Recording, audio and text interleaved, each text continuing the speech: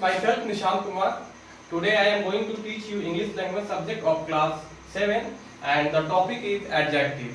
जैसा कि हम लोग जानते हैं कि adjective को हिंदी में हम लोग क्या बोलते हैं, विशेषण भी बोलते हैं।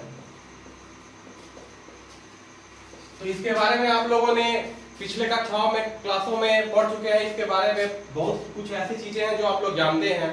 तो सबसे पहले हम जानेंगे कि एडजेक्टिव होता क्या है, एडजेक्टिव किसे बोलते हैं।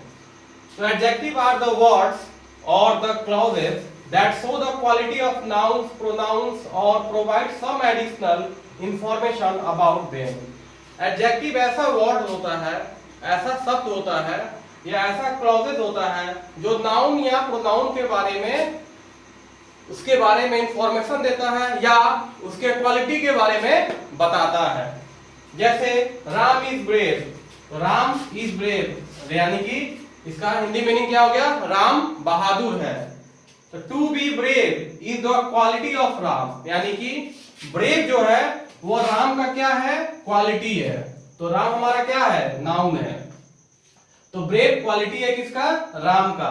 तो to be brave is the quality of Ram since Ram is noun. तो ब्रेव क्वालिटी है राम का, इसलिए राम क्या हो गया, हमारा नाउन हो गया। Health brave is an adjective, तो इसीलिए क्या हो गया, ब्रेव हमारा एडजेक्टिव हो गया। क्यों, क्योंकि राम के बारे में ये बता रहा है, राम कैसा है, तो राम एक बहादुर है। ठीक है, तो यानी कि नाउन के बारे में वो इंफॉर्मेशन दे रहा है, नाउन के बारे में एडिशनल यानी कि कुछ मीनिंग बता रहा है, उसके बारे में बता रहा है। यानी कि राम और ब्रेव हमारा क्या हो गया, एडजेक्टिव, और राम क्या हो गया, हमारा नाउन हो गया। जैसे Aman is my brother who plays with you, तो यहाँ पे एडजेक्टिव क्लॉजेस कौन सा है, who plays with you. Who ये क्या है, एडजेक्टिव क्लॉज है। तो हु प्लेज विथ यू यानी कि अमन इज माई ब्रदर, इसका हिंदी क्या, अमन मेरा भाई है जो तुम्हारे साथ खेलता है। यानी कि अमन के बारे में ये बता रहा है, इसके बारे में इंफॉर्मेशन दे रहा है, इंफॉर्मेशन दे रहा है कि अमन मेरा भाई है जो तुम्हारे साथ खेलता है। आया समझ में। तो एडजेक्टिव ऐसा वर्ड्स होता है या ऐसा क्लॉजेस है जो नाउन या प्रोनाउन के बारे में इन्फॉर्म बताता है, उसके बारे में इंफॉर्मेशन बताता है या उसके बारे में क्या क्वालिटी है उसको वो बताता है। जैसे राम इज ब्रेव, तो राम का क्वालिटी क्या है, ब्रेव यानी कि राम महान है। तो राम हमारा नाउन हो गया और ब्रेव क्या हो गया, हमारा एडजेक्टिव हो गया। इसी तरह Aman is my brother who plays with you यानी कि अमन जो मेरा भाई है, मेरा भाई है जो तुम्हारे साथ खेलता है। अमन मेरा भाई है जो तुम्हारे साथ खेलता है यानी कि who plays with you adjective clauses हो गया। उसके बारे में क्या बता रहे हैं, अमन के बारे में कि वो तुम्हारे साथ खेलता है, वो मेरा भाई है, अमन मेरा भाई है। यहां तक समझ में आया। अब इसके बाद कुछ और एग्जांपल और उसके बाद डिग्री ऑफ एडजेक्टिव के बारे में हम डिस्कस करेंगे।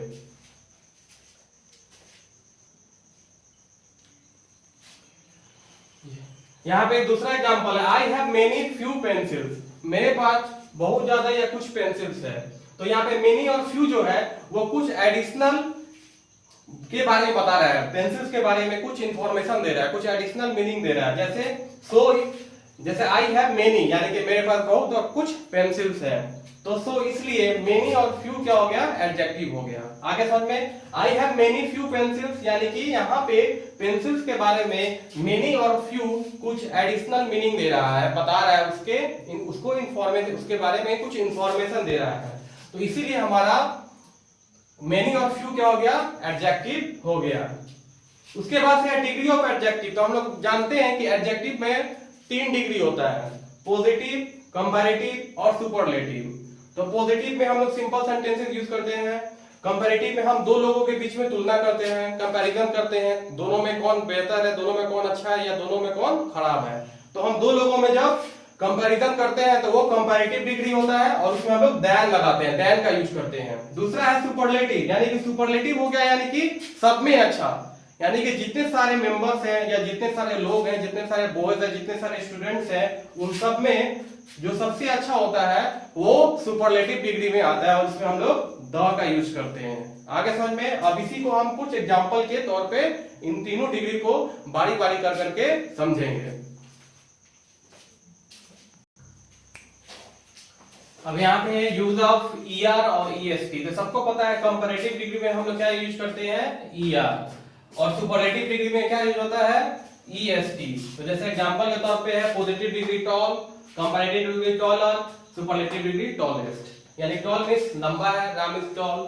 फिर टॉलर में हम बोल देते हैं Ram is taller than Shyam, यानी कि राम जो है वो श्याम से लंबा है। फिर बोलेंगे अगर Ram is the tallest boy of this class, तो राम जो है इस क्लास का सबसे लंबा लड़का है। यानी कि tall, Ram is tall, simple sentence. Taller दो लोगों के बीच में, और टॉलेस्ट यानी कि सारे बच्चों में वो लंबा है। इसी तरह कुछ एग्जांपल है शॉर्ट, शॉर्टर, शॉर्टेस्ट। उसके बाद से मैंने कुछ लिखा है, लोगों को आपको अपने से बना लेना है, कॉपी में नोट डाउन कर लेते हैं। Big, small, great, high, deep, clean, so, heavy, एग्जेक्ट्रा।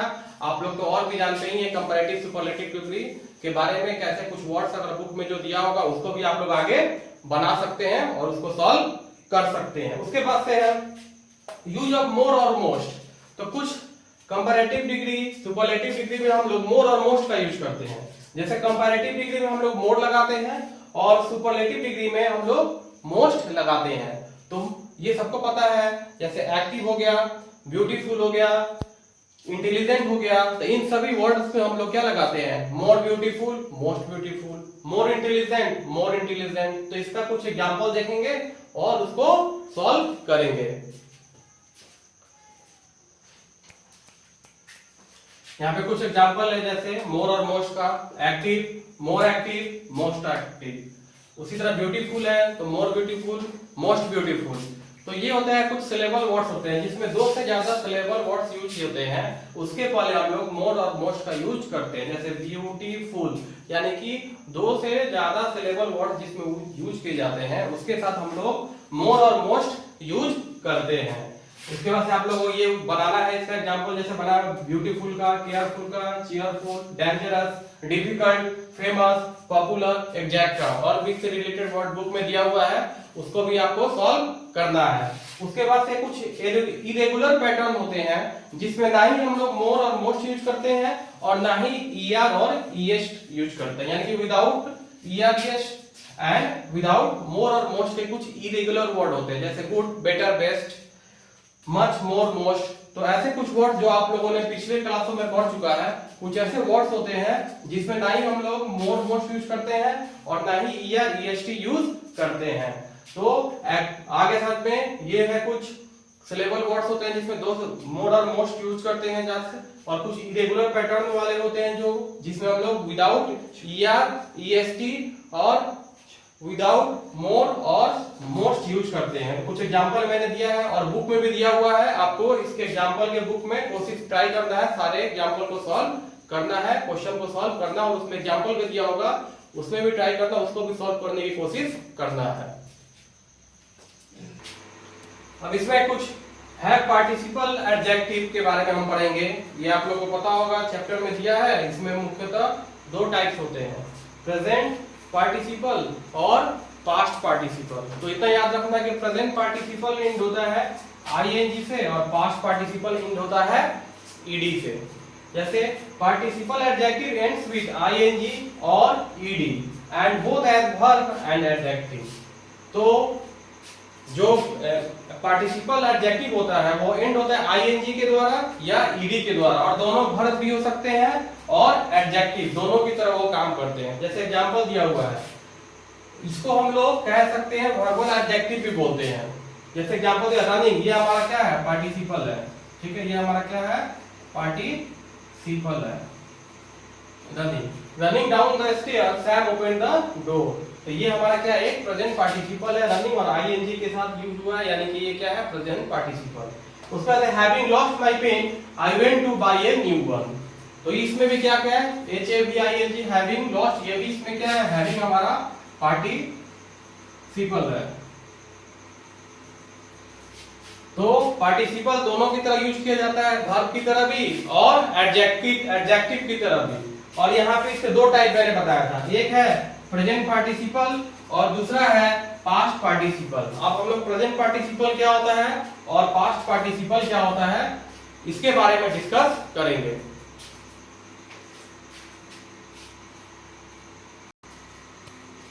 देखिए यहाँ पे मैंने लिखा है the participle ends with ing and represents an ongoing action। तो प्रेजेंट पार्टिसिपल वैसा होता है जो खत्म होता है आईएनजी के द्वारा और ऐसे एक्शन को दिखाता है, डिनोट करता है जो चल रहा है, जो आगे की ओर भी चलता है या चल रहा है, उसको हम लोग प्रेजेंट पार्टिसिपल कहते हैं। दूसरा है the participle represent a completed action are called past participle. और वैसे पार्टिसिपल जो एक काम को या ऐसा रिप्रेजेंट करता है जो किसी एक्शन जो पूरी तरह से वो कंप्लीट हो चुका है, उसको हम लोग बोलते हैं पास्ट पार्टिसिपल। आगे समझ में, प्रेजेंट पार्टिसिपल इंड होता है आईएनजी के द्वारा और एक ऑनगोइंग एक्शन को रिप्रेजेंट करता है। पास्ट पार्टिसिपल जो इंड होता है ईडी के द्वारा, एन के द्वारा, टी के द्वारा, लेकिन वो ऐसे एक्शन को रिप्रेजेंट करता है जो पूरी तरह से कंप्लीट हो गया है। और present participle are active. Present participle क्या होता है? एक्टिव होता है, जो किसी एक पार्टिकुलर इफेक्ट को डिनोट करता है, उसके बारे में बताता है। जैसे N amusing incident occurred today, तो ये किसी एक घटना के बारे में बता रहा है, एक इंसिडेंट के बारे में डिनोट कर रहा है। उसी तरह पास्ट पार्टिसिपल होता है वो पैसिव होता है, यानी कि जिसमें ईडी वर्ब टू का यूज करते हैं। जैसे a tired traveller was walking down the street, यानी कि ये किसी एक पैसिव की तरह काम करता है और प्रेजेंट पार्टिसिपल है वो एक्टिव की तरह काम करता है। यानी कि प्रेजेंट पार्टिसिपल में हम लोग आईएनजी और पास्ट पार्टिसिपल में ईडी, टी, एन ये सारे के साथ एंड होता है, उसको पास्ट पार्टिसिपल बोलते हैं। तो ये आपके 7th क्लास के एडजेक्टिव में ये जो चैप्टर था एडजेक्टिव जो समाप्त हुआ, इससे रिलेटेड जो बुक में क्वेश्चन दिया है उसको सॉल्व करना है, नोटबुक में उसको लिखना है और उसको अपने से कोशिश करना है कि अपने से सारे चैप्टर कंप्लीट हो जाए और इसको पूरा नोट करना है और इसको याद करना है, ताकि जब स्कूल खुले तो मैं इससे रिलेटेड क्वेश्चन पूछूंगा। अगर आपको कोई दिक्कत होती है इस चैप्टर से रिलेटेड तो आप हमसे मेरे नंबर पे कॉल करके या जब स्कूल खुलता है तो उस समय आप हमसे पूछ सकते हैं।